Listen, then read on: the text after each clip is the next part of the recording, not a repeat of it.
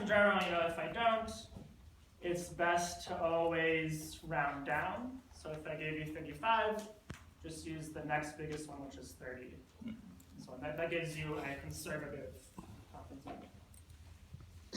Yeah, for the exam, you'll know what the degrees of freedom are. Or the degrees of freedom will be on the question. And then also for like a T or Z statistic, it would be on the table?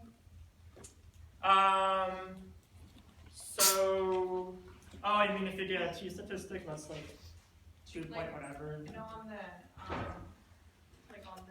supplementary questions for the exam, like the T statistic, one of the T statistics was like 10.5 or something like off Sure. the chart. Right. Would you usually have a T statistic that's like in the table somewhere, or like in between two intervals somewhere?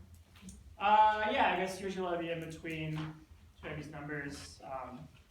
Or if I give you some T statistic that's super big, and ask you to find the p-value, in that case we just say it's less than whatever these numbers are. But yeah, for the exam, the statistics will be on the. Okay, so now we have everything we need to plug into this formula, and we're basically done, right? So confidence interval is 33 plus or minus 2.262 times 1.7 over 10. And so that's 33 plus or minus 1.216. Okay. Okay, so now what if we change the problem a bit? So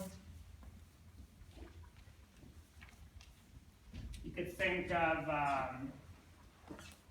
this as part A, I guess, and then part B is suppose that now, there's more research that's done and we find out what sigma is. So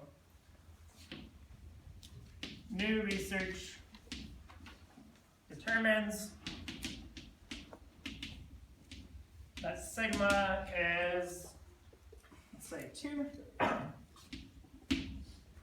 Okay. So now I can ask you to find a new confidence interval, a new 95% confidence interval for the mean weight of all penguins. Okay. So the only difference now is we know what sigma is, and that means we can use the normal distribution. Okay. So since sigma is known, we use the formula x bar plus or minus z star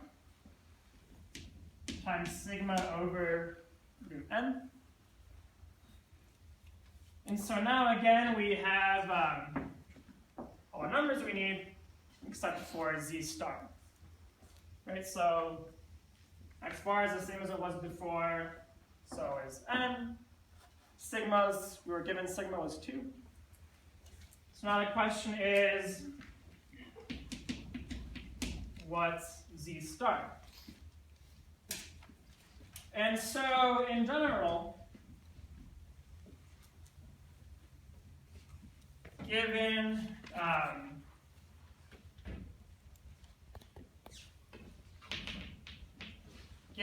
any value of c, by definition,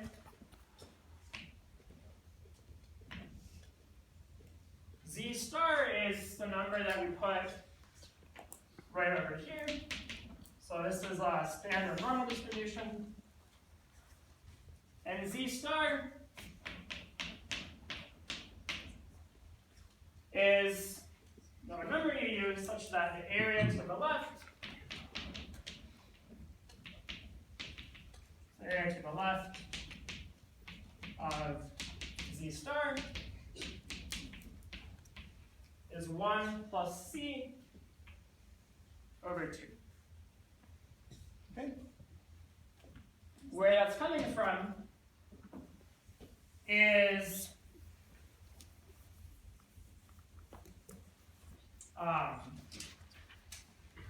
we want to make sure that on our sample distribution, so this is the sample distribution, so that's normal to mean mu, standard deviation sigma over root n. The area in between, basically the area over our confidence interval should be C.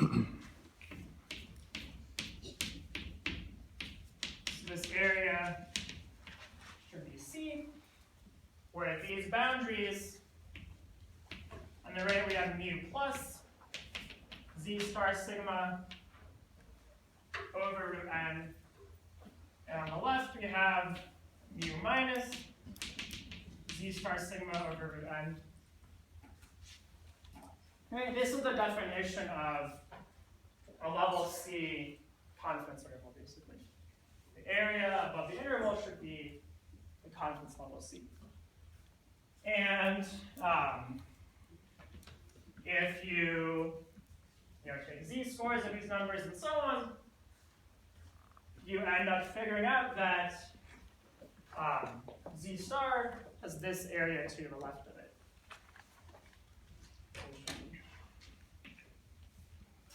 Okay? And so that's sort of the general method you can use for any C. But, there's a simpler way as well. So, for common values of C, you can also use that same table C. Right, if you look at the very bottom here, it gives you values of Z star for different confidence levels. So in our case, we have a 95% confidence interval. We can just look to the bottom of this column, and we get Z star equals 1.96. Okay, so this table can help you if your confidence level is one of these things, but if it give you a 97% confidence level or something, you have to use this. It would be 1 minus C. That was my question. So, for this formula? Yeah, 1 minus C over 2. Like even, So, for this table, you just use the confidence level. So, you just plug in C here. For this, you may remember we had 1 minus C's floating around somewhere. That's just, that just comes from the fact that if we have this area is C, then the area on the left piece is 1 minus C over 2. Right, the area of these two put together is 1 minus this thing. To get the left part, we take half of that. And so then you get the area to the left of Z star. From this picture, we see that C plus 1 minus C over 2.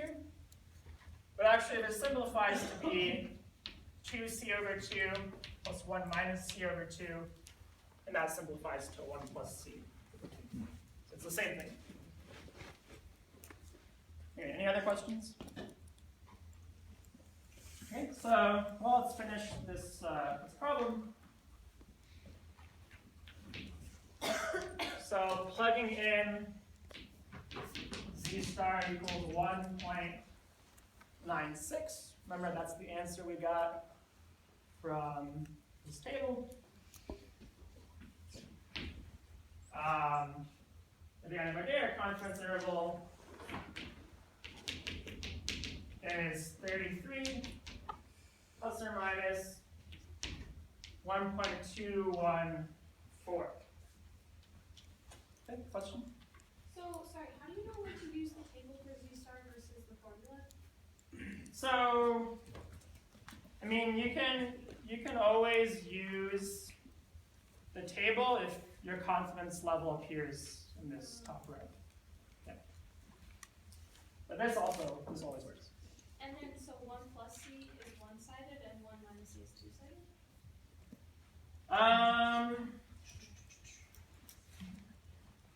So for confidence intervals, you can always use this formula for Z star. You can always, right before, I mean, you could also use C plus 1 minus C over 2, but, you know, by algebra, those are the same things. Other questions? Okay. Let's quickly notice that this is a slightly narrower confidence interval than what we got before, right? When we used the t-distribution, we got 1.216, now I got 1.214. So the question is, why is this something that we should expect when we're,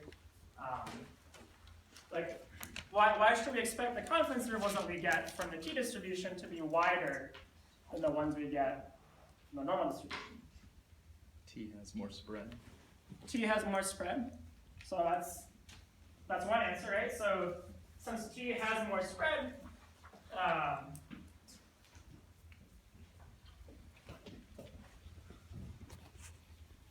if you look at your T star,